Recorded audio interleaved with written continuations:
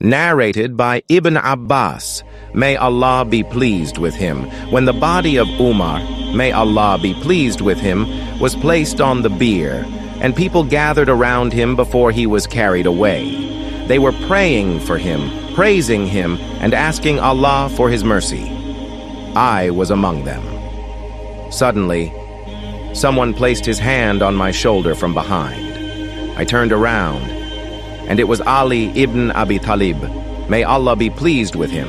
He prayed for Umar and said with deep emotion, "You have not left behind anyone with whose deeds I would love to meet Allah more than yours.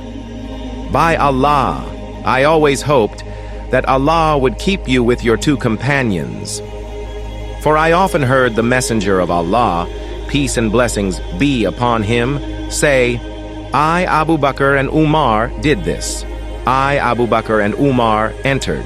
I, Abu Bakr and Umar, went out. Thus, I was hopeful. Indeed, I was certain that Allah would unite you with them." Reference, Sahih Muslim, 2389.